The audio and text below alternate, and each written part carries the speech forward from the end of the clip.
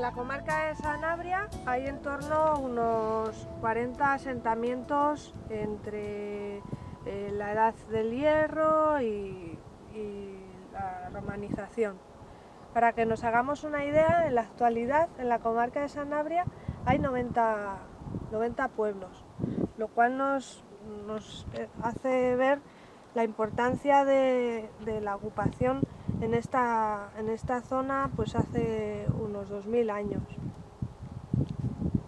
Al fondo vemos la Sierra de la Cabrera, repartidos por toda la comarca, sobre todo por la zona de la Culebra. Casi en cada pueblo tenemos vestigios arqueológicos.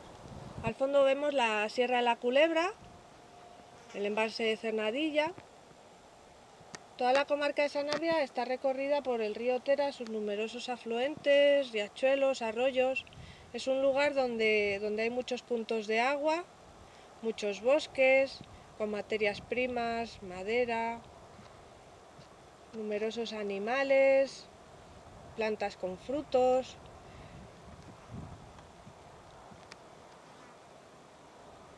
Es un lugar con numerosos recursos, propicio para el desarrollo de la vida de estas sociedades.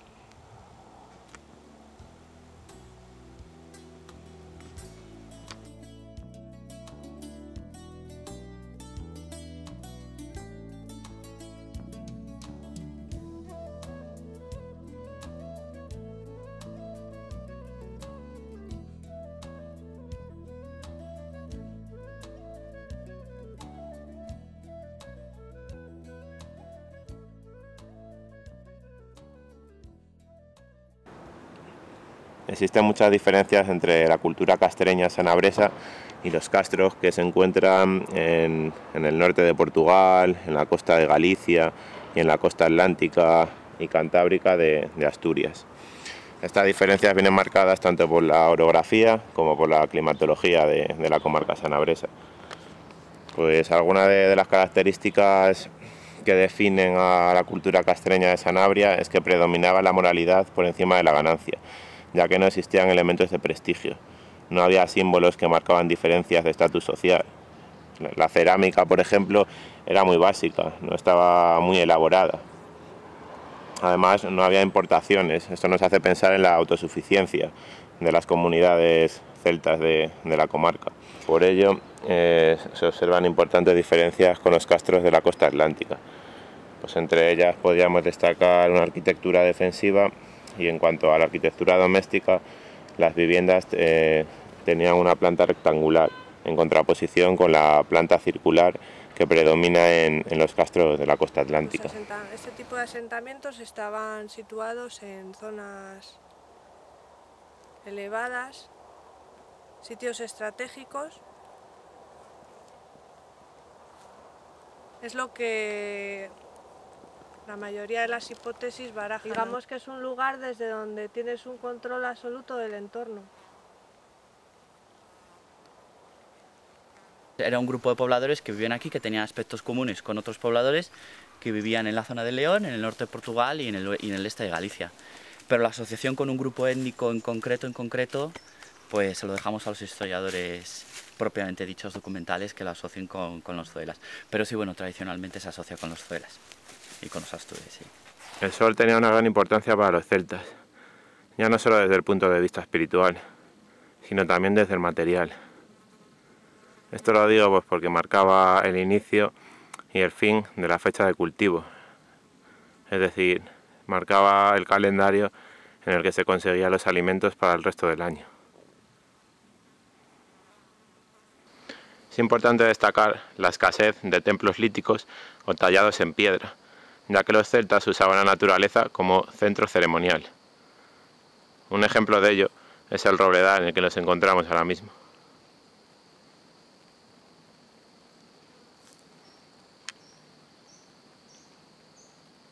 Son de los castros abulenses y los más grandes, que superaban ya las 5 o 6 hectáreas, podían llegar a tener 200 personas. Pero aquí no lo creo. Aquí el yacimiento tiene la zona habitada, que son la Acrópolis, la segunda y tercera terraza. No sé si se llegará a ser 2 hectáreas o algo así. Hemos encontrado una cabañita, parte de la cabaña que calculamos podría tener 2 metros de radio más o menos. Pues ponle una familia de entre 10-15 miembros y no creo que llegara a más de los 100-120 personas. Pero vamos, estos son hipótesis. Yeah. Aquí observamos cómo los caminos lo hacían adaptándose a la roca y aprovechando las curvas de nivel. Así permanecían paralelos al río sin tener que subir y bajar cuestas, aprovechando siempre el material lítico existente previamente, en este caso la roca.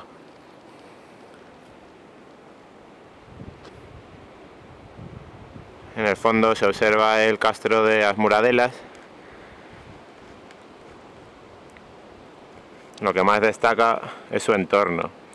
Está elevado encima de un pequeño alto y en la parte inferior encontramos al río Tuela. Era una posición privilegiada donde podían vigilar a todas las amenazas externas. Ahora mismo estamos contemplando el valle del río Tuela y las laderas sobre las que se asienta este castro de As Muradelas. Aquí observamos los restos arqueológicos de dicho castro.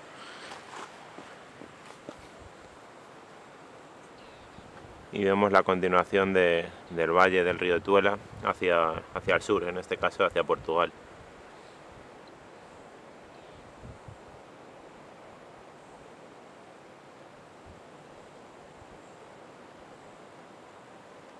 El río Tuela tenía una doble función. Por un lado formaba un inexpugnable cortado debido a la profundidad de este valle y por otro lado servía de reserva hidrológica a los castros de esta zona, en especial al de As Muradelas. También era importante la fauna que obtenían los celtas de este río, ya que la pesca era un recurso básico en su alimentación. Aquí se observa muy bien la angulosidad de las piedras hincadas que mencionaba anteriormente. Además, también podemos observar la posición privilegiada del castro de As Muradelas, que tenemos en el fondo ahora mismo. Vemos el pequeño foso que se encuentra antes del castro y vemos su posición elevada dentro del valle del río Tuela, que se encuentra en la parte inferior.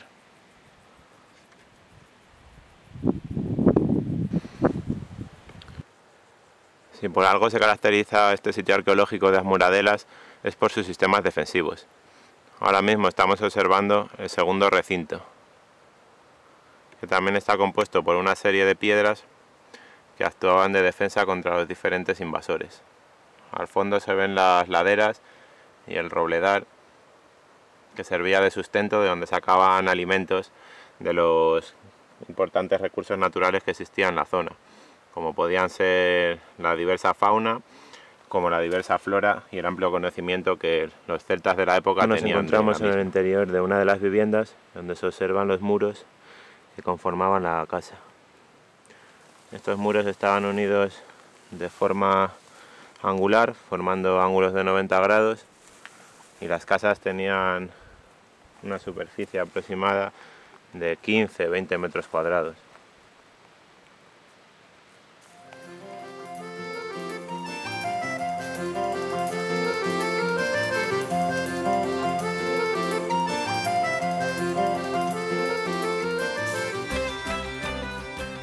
Ahora mismo nos encontramos en el castillo de Puebla de Sanabria, en lo que posiblemente fue un antiguo castro celta.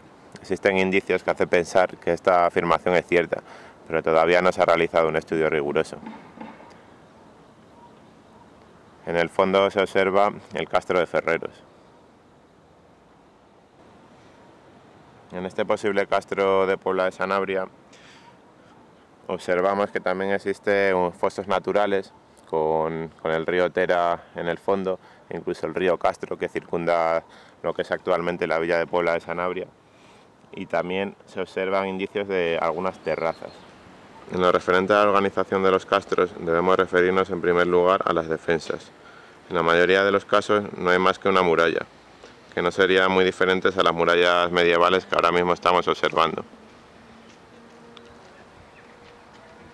Probablemente las murallas que existían en el posible castro de Puebla de Sanabria serían de menor envergadura que las que tenemos ahora mismo delante de nosotros. Aparecían constantemente fosos naturales, como en el caso del Castellum del lago de Sanabria, o también en las muradelas. En algunos monumentos de la villa de Puebla de Sanabria que todavía hoy se conservan, nos encontramos elementos muy relacionados con la cultura castreña de la comarca, como por ejemplo este nudo celta. Como ya sabéis, el nudo celta representaba el amor, que daba muchas vueltas pero siempre estaba unido.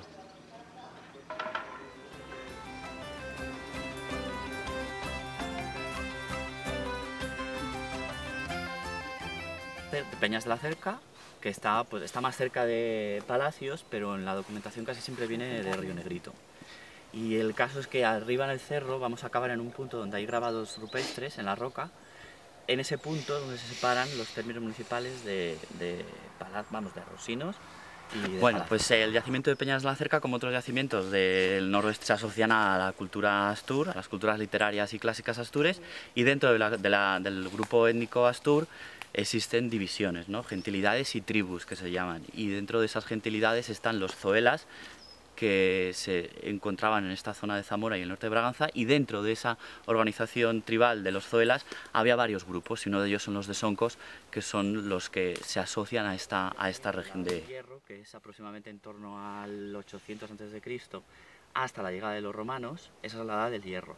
Pero luego cuando excavas un yacimiento pues tienes que contrastar con los datos que tienes, ¿no? Entonces aquí nos hemos encontrado datos solo hasta el siglo V, IV antes de Cristo, es decir, la primera mitad del hierro, que se llama la primera edad del hierro.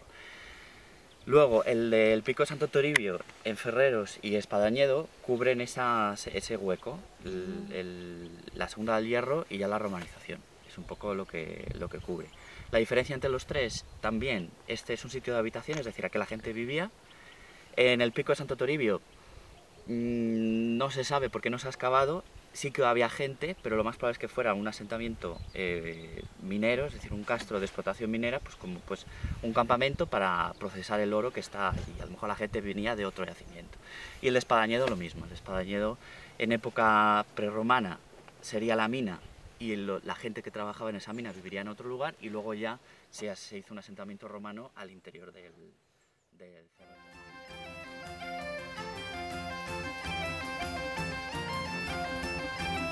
El yacimiento de Santo Toribio, o Ferreros, como otras personas prefieren llamarle, debido a la proximidad del pueblo de Ferreros, se ubica en una sucesión de estructuras plegadas generadas por la orogenia arciniana, en la era primaria, sobre rocas ya emergidas, probablemente en el periodo precámbrico, en la era arcaica, y que se encuentran entre las más antiguas de la península ibérica. Esta zona presenta una topografía poco elevada, consecuencia del proceso de arrastramiento que invirtió el relieve resaltando las zonas bajas, es decir, los inclinales, que presentan pequeños escarpes, resultado de la acción de la erosión diferencial sobre materiales de distinta dureza y resistencia. Mientras las primitivas zonas elevadas, los anticlinales, fueron destruidos por la erosión fluvial y hoy aparecen como zonas bajas.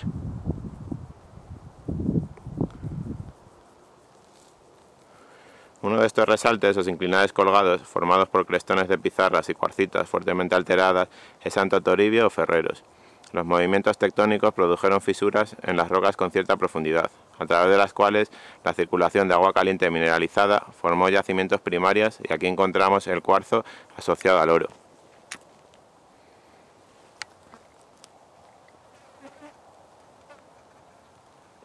Un ejemplo de ello son estos cuarzos. Bueno, cuarzos blancos o albitas. Nos encontramos ante el pueblo de Ferreros. Ya el propio nombre nos indica pues la relación con el hierro. Es un nombre derivado del latín. El asentamiento pertenece a este pueblo. En la roca podemos ver el óxido. De ella extraían el mineral para su posterior transformación. Este color rojizo es característico en las rocas que presentan el mineral de hierro.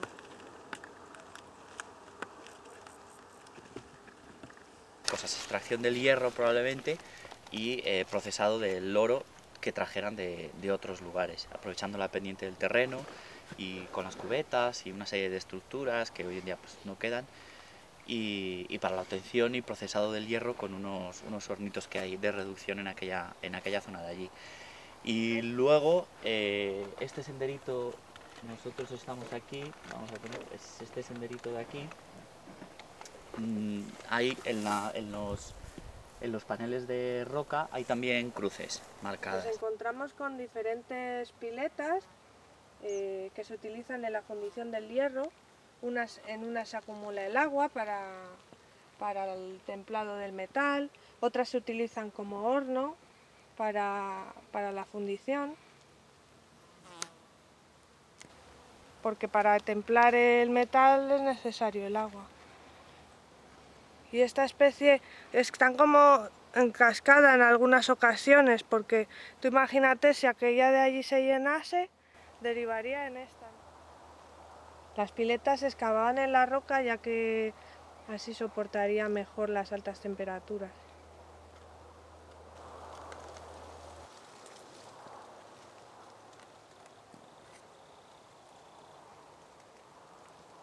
Este es el sillón de la reina o el trono de la mora. Bueno, hay diferentes nombres. Se trata de una pileta que tiene así, ha quedado con la forma como de un trono, y se trata de un horno. Estos hornos se cubrían con una bóveda de arcilla o de barro, y se realizaba la cocción del metal dentro de ellos. Alcanzaba elevadas temperaturas y cuando se enfriaba se rompía la parte que se había construido superior y se extraía la pieza.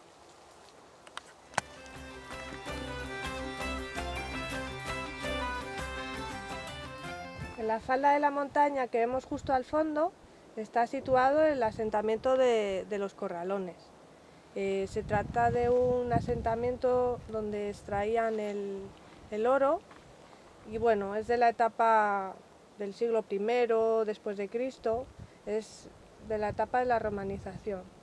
Y es un asentamiento muy especial porque tiene una infraestructura. La mina de oro de los Corralones es una explotación sobre un yacimiento secundario en la que de una manera intensiva se ha extraído y lavado el aluvión aurífero. El sistema para realizar esta labor consistía, una vez constatado el contenido elevado en oro y su ley, en mover grandes cantidades de conglomerado aurífero siguiendo un proceso que requería conocimientos técnicos de extracción muy complejos.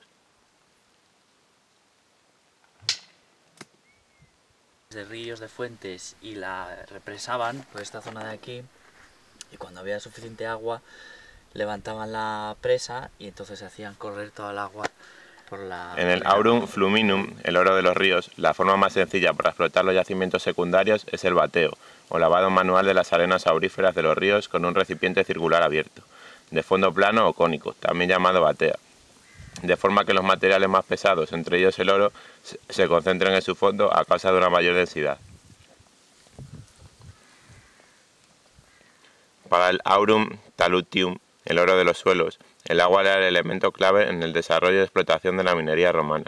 Desviar intencionalmente los cursos fluviales y crear una red de canales para captar el agua y valerse de ellos para trabajar masas de aluvión implica un grado de desarrollo técnico. Ya Plinio, el romano, nos contaba en su libro de Historia Natural que junto a las cimas del Cortado, en lo alto de los montes, se excavan depósitos de 200 pies en cada lado y 10 de profundidad. Se dejan en ellos 5 conductos emisarios de unos 3 pies cuadrados para que lleno el depósito por las esclusas irrumpa un torrente con tanta fuerza que remueva la red hidráulica de las minas de oro. Estaba constituida por canales de abastecimiento que captaban el agua de los ríos y arroyos de la sierra mediante presas de derivación. Para regular el agua se creaba una red de depósitos, piscinae o estagma, como el que estamos observando ahora mismo, cuya finalidad era aumentar la capacidad de embalsamiento, de forma que a través de unos canales de explotación emisarias regulados por compuestas, obturamentas le llamaban los romanos, el agua cayese con fuerza sobre las labores mineras. Su aspecto era similar al de las actuales charcas.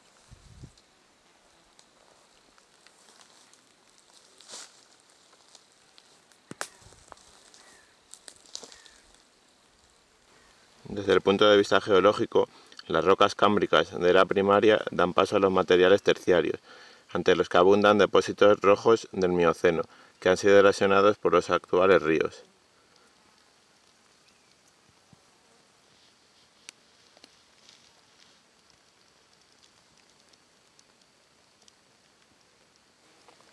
Ahora mismo estamos observando uno de los canales donde, una vez apartados los cantos rodados de mayor tamaño hacia los laterales, para evitar obturar o dañar el canal destinado a lavar el conglomerado arrasado por el agua, todo el lodo aurífero se hacía pasar por él. Ese canal de lavado, que Plinio denominó ágoga, era un canalón de sección cuadrangular formado por largos tablones de madera.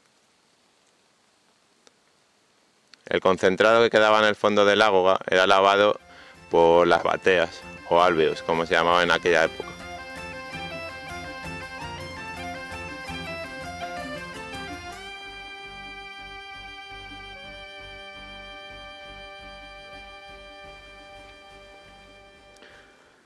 Estamos sobre el Castellum, que se encuentra en el oeste del lago de Sanabria.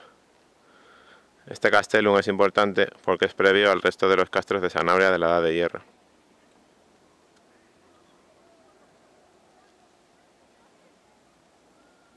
Lo único que identificamos fueron las murallas, o sea, bueno, los tramos de muralla, que es muy difícil identificar un recinto porque no sigue una línea. Y el poblamiento está organizado como en 3 cerros, hay un cerro más alto, uno más bajo, uno más cerca del pueblo y otro intermedio, entonces el acceso va un poco pasando por los 3, y el recinto más estructurado, el que se puede identificar mejor, es del cerro más alto, pero como no encontramos materiales y no encontramos nada más, no se puede asegurar nada, pero vamos, yo creo que sí que es de habitación, por las dimensiones que son muy grandes y restos que se han encontrado antes que nosotros. Un poblado en la época alto medieval y hay restos romanos también, según el sendero de los monjes que sube hacia San Martín de Castañeda.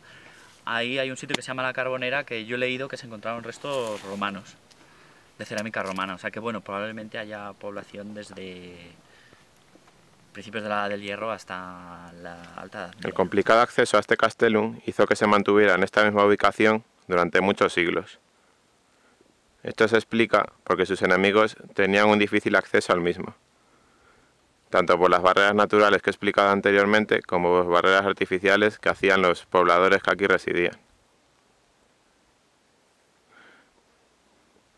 Entre estas barreras artificiales podemos destacar piedras en punta, igual que ocurría en el castro de Asmuradelas.